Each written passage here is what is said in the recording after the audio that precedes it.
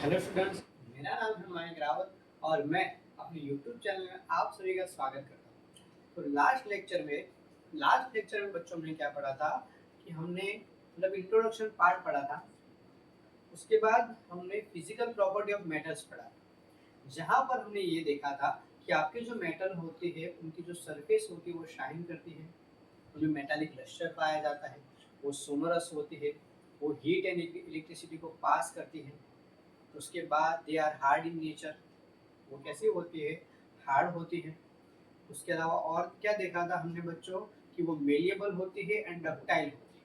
ठीक है, ये सारी की सारी जो प्रॉपर्टी थी बच्चों, वो किसकी थी, वो आपके मेटल की थी। किसकी थी बच्चों, मेटल की थी। ठीक है बच्चों, आज बच्चों हम क्या पढ़ेंगे, नॉन मेटल के फिजिकल प्रॉपर्टी पढ़ेंगे। और वहां पर बच्चों आपको एक टेबल दिया गया है बुक में।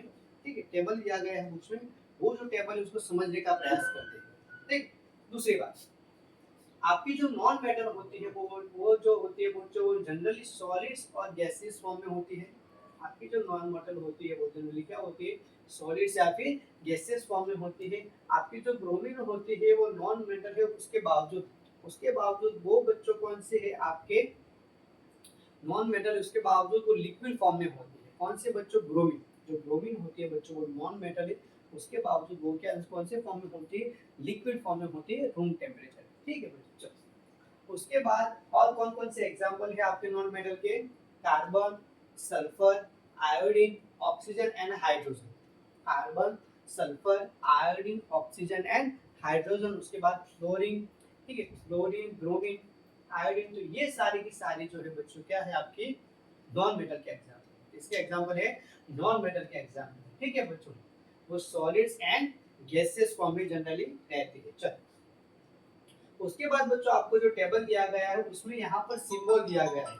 उसमें बच्चों आपको क्या करना है बच्चों, उसमें आपको सिंबल दिया गया है कि आपके जो एलिमेंट है, ठीक है, आपकी जो मेटल है बच्चों उनका क्या दिया गया है, आपको सिंबल दिया गया है। उनका क्या दिया गया है, सिंबल दिया गया है। जैसे कि फर्स्ट जो एलिमेंट है आपका वो है कार्बन, और कार्बन का जो सिंबल रहता है वो सी है। क्या रहता है बच्चों, कैपिटल सी है। चलो, उसके बाद आपको यहाँ पर ये लिखना है कि वो कौन से टाइप की। जैसे कि जो कार्बन होती है वो नॉन मेटल है, यानी कि यहाँ पर जो भी हम मेटल लिखेंगे वो नॉन मेटल ही लिखेंगे। ठीक है, यहाँ पर हमने 3 मेटल लिखे हैं, carbon, sulphur and iodine. Carbon, sulphur and iodine, यहाँ पर ऐसे 3 मेटल लिखे हैं। ठीक है बच्चों, वो तीनों की तीनों क्या है बच्चों, नॉन मेटल। क्या है, नॉन मेटल। टाइप यानी कि वो मेटल है या फिर नॉन मेटल है। चलो, उसके बाद यहाँ पर बच्चों क्या है, उनका नेचर देखना है कि वो कैसी है। जैसे कि यहाँ पर हम देखेंगे तो जैसे कि अगर आपकी मेटल होती है तो they are naturally hard in nature. ठीक है, वो जनरली क्या होती है बच्चों, वो हार्ड इन नेचर होती है। पर यहाँ पर जो नॉन मेटल होती है वो कैसी होती है, सॉफ्ट होती है, सॉफ्ट एंड ब्रिटल। सॉफ्ट यानी क्या बच्चों, नाजुक, एंड ब्रिटल यानी क्या बच्चों, जिसको आप थोड़ा भी प्रेशर दोगे तो टूट जाएगी। जिसको आप थोड़ा भी प्रेशर दोगे तो क्या हो जाएगी, टूट जाएगी। ब्रिटल यानी क्या हो जाएगा, थोड़ा बहुत प्रेशर देने पे टूट जाना, जो टूट जाती है। ठीक है, तो सॉफ्ट एंड ब्रिटल। आपकी जो सल्फर है आपकी जो सल्फर है वो भी क्या है, सॉफ्ट एंड ब्रिटल। आपकी जो सल्फर है वो भी क्या है, सॉफ्ट एंड ब्रिटल है। ठीक, एंड आपकी जो आयोडीन है वो सॉफ्ट नहीं है पर वो ब्रिटल है। ऐसी आपकी ब्रिटल है। ठीक है, जिसको आप थोड़ा भी प्रेशर दोगे तो वो क्या हो जाएगी, टूट जाएगी। क्या हो जाएगा, टूट जाएगी। ठीक है बच्चों, उसके बाद बच्चों और जो प्रॉपर्टी है वो है आपकी मेलेबिलिटी एंड डक्टिलिटी। तो जनरली बच्चों आपके जो नॉन मेटल होते हैं वो ना मेलिएबल होते हैं ना डक्टाइल होते हैं।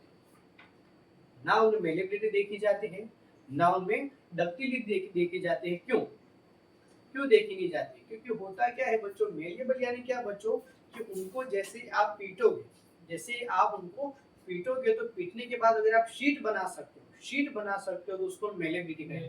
पर यहाँ पर आप पीटोगे तो शीट नहीं बनेगी, वो टूट जाएगी, बिखर जाएगी। ठीक है, दूसरी बात, जिसको आप खींच के तार बना सकते हो उसका मतलब हो गया डक्टिलिटी। जैसे कि गोल्ड के 1 ग्राम जैसे कि गोल्ड के 1 ग्राम को हम 2 किलोमीटर लंबा वायर बना सकते थे, तो वो क्या था बच्चों, डक्टिलिटी। डक्टिलिटी यानी खींच के तार बना सकता, खींच के वायर बना सकते। पर यहाँ पर मान लो कि आप खींचने का प्रयास करते हो तो वहां पर क्या हो जाएगा, वो टूट जाएगा। क्या हो जाएगा, टूट जाएगा। यानी कि आपके जो नॉन मेटल होते हैं आपके जो नॉन मेटल होते हैं ना मेलिएबल होते हैं ना फिर डक्टाइल होते हैं। चलो उसके बाद बच्चों एक प्रॉपर्टी इलेक्ट्रिसिटी, ठीक है, वो इलेक्ट्रिसिटी पास करेंगे या नहीं करेंगे। जैसे कि अगर आप कार्बन की बात करो तो वो इलेक्ट्रिसिटी पास करता है गुड कंडक्टर, ठीक है, जो कार्बन होता है वो नॉन मेटल उसके बाद इलेक्ट्रिसिटी पास करता है। उसके बाद जो सल्फर है, उसके बाद जो सल्फर है वो इलेक्ट्रिसिटी को पास नहीं करता। और उसके बाद जो आयोडीन है वो वेरी पुअर है, यानी कि ना के बराबर, वो भी इलेक्ट्रिसिटी को पास नहीं करता। और मान लो कि आप प्रयास करते हो, अगर आपके पास आयोडीन है और आप प्रयास करते हो इलेक्ट्रिसिटी पास कराने का, तो वहां पर मान लो कि इलेक्ट्रिसिटी पास होगी तो वो भी बहुत ही कम अमाउंट, क्या होगा, बहुत ही कम अमाउंट में as compare to your metal. तो वहां पर बहुत ही कम अमाउंट में इलेक्ट्रिसिटी पास होगी। तो उस चीज को हम क्या कहेंगे बच्चों की, वेरी पुअर है या फिर ना के बराबर, वेरी पुअर या फिर ना के बराबर। ठीक है बच्चों, चलो फिर से एक बार देख लेते हैं। कार्बन सल्फर एंड आयोडीन तीनों आपकी नॉन मेटल है। कार्बन सल्फर एंड आयोडीन की अगर हम बात करें हार्ड इन नेचर, तो कार्बन एंड सल्फर कैसी है, सॉफ्ट एंड ब्रिटल है।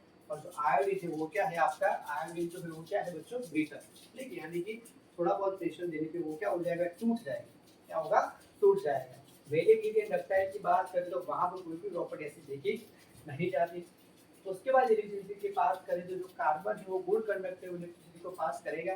पर आपका जो सल्फर है, आपका जो सल्फर इलेक्ट्रिसिटी को पास नहीं करता है, आपका जो आयरन है वो वेरी ओवर है। ठीक है, उसके बाद है सोनोरिटी। सोनोरिटी यानी क्या बच्चों, जैसे आपके पास मान लो कि नॉन मेटल है, आपके पास नॉन मेटल है और नॉन मेटल को आप पीटते हो, नॉन मेटल को मान लो कि आपने हैमर से पीटा, ठीक है, किसी भी चीज से पीटा, दो नॉन मेटल को एक दूसरे के साथ पीटा, तो वहां पर क्या कोई भी बड़ी आवाज नहीं दिखाई देगी, वहां पर आपको कोई भी बड़ी आवाज नहीं मिलेगी। जैसे कि मान लो कि मेरे पास ये दो पेन है, ठीक है, मेरे पास ये दो पेन है, जैसे कि ये पीटता हूँ तो आवाज आती है, हाँ सर आवाज तो आती है, पर सोनोरस जैसी आती है।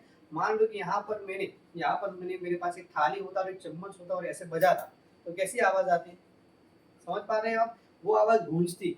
ये आवाज गूंजती नहीं है, देखो यहाँ पर ही क्या हो रहा है उसका, यहाँ पर आवाज दब रही है, यहाँ पर जो आवाज है उसकी क्या हो रही है, कम हो रही है, दब रही है। क्लियर बच्चों, तो ये होता है आपका सोनोरिटी, ये होता है आपका सोनोरिटी। ठीक है बच्चों, उसके बाद लास्ट प्रॉपर्टी जो बच्चों मैंने यहाँ पर लिखी है वो है सरफेस।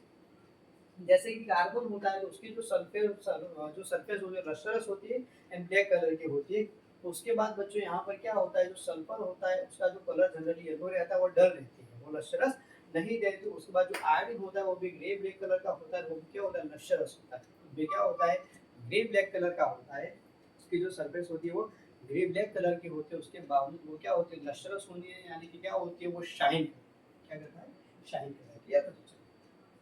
उसके बाद बच्चों यहाँ पर क्या दिया गया है हमको, जो ऑल मेटल्स होते हैं उनका melting point and boiling point generally high रहता है। तो अगर मेल्टिंग पॉइंट की बात करें तो all metals has high melting point and helium and caesium, दो मेटल ऐसी है कि जहाँ पर उनका जो मेल्टिंग पॉइंट होता है वो कैसा रहता है, लो रहता है। कैसा रहता है, लो रहता है।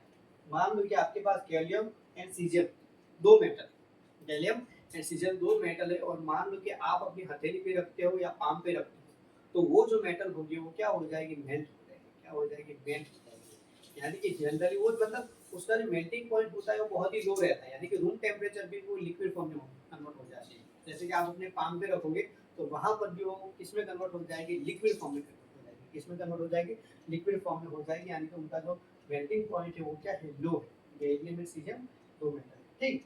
उसके बाद हमको क्या बात की गई है बच्चों, और जो मेटल्स होती है वो जनरली सॉलिड फॉर्म में रहती है, exist as solids at room temperature except mercury.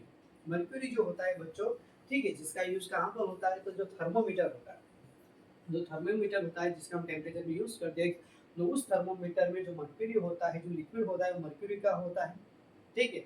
और वो जो मर्क्यूरी होती है वो जनरली कौन से फॉर्म में वहां पर देखी जाती है, रूम टेम्परेचर में भी लिक्विड फॉर्म में, यानी कि जो मर्क्यूरी होती है वो लिक्विड फॉर्म में होती है, ठीक है। उसके अलावा जो भी मेटल है वो कौन से फॉर्म में होती है, सॉलिड्स फॉर्म में होती है। उसके बाद जो आयोडीन है वो नॉन मेटल, उसके बावजूद भी वो क्या है, लस्टरस है। वो क्या है, लस्टरस, ठीक, जैसे कि अभी हमने देखा था। तो उसका जो लस्टरस प्रॉपर्टी होती है वो ग्रे एंड ब्लैक कलर की होती है, ठीक है। उसके बाद बच्चों दूसरा क्या है कि आयोडीन नॉन मेटल है, उसके बावजूद लस्टरस है। उसके बाद बच्चों जैसे कि कार्बन जो है, कार्बन जो है आपका नॉन मेटल है, उसके यहाँ पर एलोट्रॉप पाए जाते हैं, जैसे कि डायमंड हो गया, ग्रेफाइट हो गया, और तीसरा जो एलोट्रॉप है वो है फुलेरिन, जो आप कहाँ पर पढ़ोगे, कार्बन एंड इट्स कंपाउंड में पढ़ोगे, ठीक। चलो तो उसके बाद बच्चों यहाँ पर क्या होता है, उसके डायमंड एंड ग्रेफाइट दो एरोट्रॉप होते हैं, वैसे तीन होते हैं, फुलेरिन जो होता है उसमें जो डायमंड होता है वो गुड कंडक्ट, जो डायमंड होता है वो hardest substance on the nature है, ठीक है, हार्डेस्ट सब्सटेंस ऑन दी अर्थ है, कि जो डायमंड होता है वो हार्डेस्ट सब्सटेंस होता है, ठीक है। और उसके बाद उसका जो मेल्टिंग पॉइंट होता है वो कैसा होता है बच्चों, हाई होता है, उसका जो मेल्टिंग पॉइंट होता है कैसा होता है, हाई होता है। उसके बाद जो ग्रेफाइट होता है वो गुड कंडक्टर ऑफ इलेक्ट्रिसिटी, आपका जो ग्रेफाइट है, आपका जो ग्रेफाइट है वो गुड कंडक्टर ऑफ इलेक्ट्रिसिटी है, क्या है बच्चों आपका ग्रेफाइट है, ठीक है। तीन एरोट्रॉप होते हैं कार्बन के, diamond, graphite and fullerene. Diamond जो है वो हार्डेस्ट सब्सटेंस, ठीक है बच्चों। फिर से एक बार देख लेते हैं, जो मर्क्यूरी होता है वो मेटल है, उसके बावजूद वो लिक्विड फॉर्म में होता है, रूम टेम्परेचर पे हाई मेल्टिंग पॉइंट होता है जनरली उनका। उसके बावजूद गैलियम जो सीजियम होती है, मान लो कि आप अपनी हथेली पे भी रखोगे तो वहां पर भी वो मेल्ट हो जाएगी, यानी उनका जो मेल्टिंग पॉइंट है वो लो है। जो नॉन मेटल होती है वो जनरली नॉन लस्टरस होती है, उनमें मतलब लस्टरेटी देखी नहीं जाती। उसके बावजूद यहाँ पर क्या है, जो आयोडीन है वो ग्रे ब्लैक कलर का लस्टर कंपाउंड है, लस्टर मेटल, ठीक है बच्चों। चलो, तो ये चीजें थी बच्चों। उसके अलावा और कौन कौन सी चीजें एक बार देख लेते हैं। जैसे कि यहाँ पर बोर्ड में जगह कम थी तो मैंने लिखा नहीं है, उसके बावजूद देख लेते हैं, आपका जो टॉपिक है वो कंप्लीट हो जाएगा अभी।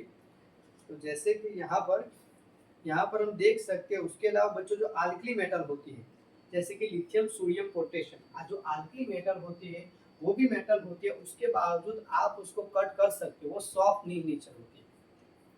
कैसी होती है बच्चों, सॉफ्ट होती है। सोडियम को भी आप अपनी हथेली से कट कर सकते हो, सोडियम, ठीक है। So lithium, sodium and potassium are so soft that they can be cut with a knife, low densities and low melting point. उनका जो मेल्टिंग पॉइंट एंड डेंसिटीज होती है बहुत ही कम रहते हैं, वो जनरली सॉफ्ट इन नेचर रहती है। कैसी रहती है, सॉफ्ट इन नेचर रहती है यार बच्चों, इसी वजह से हम उसको कट कर सकते हैं। चलिए,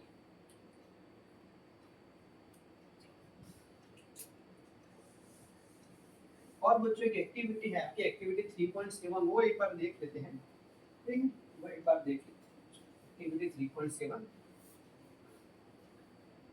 बस ये लेक्चर में हम इतना ही पढ़ेंगे। एक्टिविटी 3.7 क्या कहते हैं, समझो इसको। चलो, एक्टिविटी 3.7 में क्या है बच्चों, जैसे कि मान लो कि आपके पास मैग्नीशियम की रिबन है, तो मैग्नीशियम की रिबन को आपको हीट करना है। क्या करना है, हीट करना है। जब आप मैग्नीशियम की रिबन को हीट करोगे, तो आप मैग्नीशियम की रिबन को जब आप हीट करोगे तो जो एयर में ऑक्सीजन होगा, एयर में ऑक्सीजन होगा, उसके साथ क्या करेगी, वो कांटेक्ट में आएगी और उसके साथ मिलके जलेगी, उसके साथ मिलके क्या करेगी बच्चों, जलेगी। तो मैग्नीशियम की रिबन जब जलती है तो वाइट रेजलिंग फ्लेम जनरेट होती है। मैग्नीशियम की रिबन जब भी जलेगी, जलेगी किसकी मदद से, ऑक्सीजन के साथ रिएक्शन करने के बाद जलेगी। तो मैग्नीशियम की जो रिबन है, in the presence of oxygen जब वो जलेगी तो वाइट रेजलिंग फ्लेम जनरेट होगी, और नीचे आपको क्या मिलेगा, उसके ऐश मिलेगी, क्या मिलेगी, राख मिलेगी, ऐश मिलेगी, ठीक है। तो यहाँ पर आपको जो ऐश मिलेगी वो क्या होगा, आपका मैग्नीशियम ऑक्साइड, क्या होगा, आपका मैग्नीशियम ऑक्साइड होगा, ठीक है बच्चों। चलो, उसके बाद क्या होता है बच्चों, उसके बाद मैग्नीशियम जो ऑक्साइड होता है, जो ऐश आपको मिली, जो आपका मैग्नीशियम ऑक्साइड है, यानी कि आपको मेटल का ऑक्साइड मिला। मैग्नीशियम क्या है आपकी, मेटल है, क्या है आपकी, मेटल, उसका क्या मिला आपको, ऑक्साइड मिला। जब आप मैग्नीशियम ऑक्साइड को पानी में ऐड करते हो, जब आप मैग्नीशियम ऑक्साइड को पानी में ऐड करते हो तो वहां पर आपका बन जाता है मैग्नीशियम हाइड्रोक्साइड। वहां पर क्या बन जाता है बच्चों, मैग्नीशियम हाइड्रोक्साइड। क्लियर बच्चों। उसके बाद यहाँ पर क्या होगा, जैसे कि यहाँ पर आपका बन गया मैग्नीशियम हाइड्रोक्साइड, जो क्या है आपका बेस है, क्या है आपका बेस है, यानी कि बेसिक इन नेचर होता है। क्या होता है, बेसिक इन नेचर या फिर बेस भी आप कह सकते हो, ठीक है। अब आप क्या करना है बच्चों, आपके पास बेस, आपके पास क्या है बच्चों, बेस। अब आप यहाँ पर क्या करोगे, red and blue litmus paper ले जाओ, रेड, ठीक है, red and blue litmus paper यहाँ पर आपको ले जाना है। चलिए, मान लो कि red and blue litmus paper को अगर आप ले जाते हो, वो बेसिक इन नेचर है, तो सीधी सी बात है, वो किसको असर करेगा, रेड लिटमस पेपर को या ब्लू को, ठीक है, किसको असर करेगा, जो एसिड होता है वो एसिड क्या करता है, ब्लू लिटमस पेपर को रेड में कन्वर्ट करता है, ठीक है। तो यहाँ पर तो क्या है आपका बेस, क्या है आपका बेस है, तो जो बेस है वो क्या करेगा, रेड लिटमस पेपर को किसमें कन्वर्ट करेगा, आपके ब्लू में कन्वर्ट होगा। यहाँ पर कोई भी रिएक्शन नहीं, यहाँ पर कोई भी रिएक्शन नहीं। क्लियर बच्चों, फिर से एक बार, जो मैग्नीशियम की रिबन होती है उसको जब आप जलाते हो तो इन प्रेजेंस ऑफ ऑक्सीजन वो वाइड रेजलिंग फ्लेम के साथ जलती है, और जलने के बाद नीचे आपको ऐश मिलेगी, जो क्या होगा, आपका मैग्नीशियम ऑक्साइड होगा, जिसको आप पानी में डिसॉल्व करोगे तो आपका क्या फॉर्म हो जाएगा, मैग्नीशियम हाइड्रोक्साइड फॉर्म हो जाएगा, जो बेसिक इन नेचर बेस ही होता है, ठीक है। तो वो क्या करेगा, रेड लिटमस पेपर को किस में कन्वर्ट कर देगा, ब्लू में कन्वर्ट कर देगा। किस में कन्वर्ट कर देगा? ब्लू में कन्वर्ट कर देगा। ठीक है। उसी तरह मान लो कि आपके पास सल्फर है, सल्फर को जब आप ऑक्सीजन के साथ जलाते हो तो आपका फॉर्म होता है सल्फर डाइऑक्साइड। ठीक है। सल्फर डाइऑक्साइड को जब आप फर्दर पानी में ऐड करते हो तो वहां पर आपको क्या मिलेगा? Sulphur hydroxide. ठीक है, वहां पर आपको क्या मिलेगा? सल्फर हाइड्रोक्साइड मिलेगा। जो सल्फर हाइड्रोक्साइड होता है बच्चों, ठीक, सॉरी सल्फर डाइऑक्साइड, यहाँ पर आपको सल्फर डाइऑक्साइड जब पानी में ऐड करोगे तो यहाँ पर मिलेगा आपको सल्फ्यूरस एसिड। तो क्या मिलेगा बच्चों? सल्फ्यूरस एसिड मिलेगा, यानी कि H2SO3। क्या मिलेगा? H2SO3, जो क्या है बच्चों आपका एसिडिक इन नेचर है, एसिड। ठीक, यहाँ पर आपको क्या मिलेगा? सल्फ्यूरस एसिड मिलेगा। सल्फर को जब आप हीट करोगे in the presence of oxygen तो क्या होगा? सल्फर डाइऑक्साइड फॉर्म होगा। जब आप उसको पानी में ऐड करोगे तो आपको क्या मिलेगा? सल्फ्यूरस एसिड मिलेगा। क्या मिलेगा? सल्फ्यूरस एसिड मिलेगा। ठीक है बच्चों, चलो उसके बाद क्या होगा? जो सल्फ्यूरस एसिड होगा, सल्फ्यूरस एसिड होगा एज इट इज, अभी हमने जो किया था वही करना है। अब एसिड है वो, अब आप रेड लिटमस पेपर ले जाओगे और ब्लू लिटमस पेपर ले जाओगे। सीधी सी बात है, अगर एसिड है तो क्या करेगा? ब्लू को किसमें कन्वर्ट करेगा? रेड में, और रेड लिटमस पेपर को कोई भी असर नहीं देगा। तो this is all about your activity 3.7। यहाँ पर हमने क्या पढ़ा? एक्टिविटी 3.7 पढ़ी। ठीक है, फिर से एक बार रिवाइज कर लेते हैं, क्विक रिवीजन कर लेते हैं।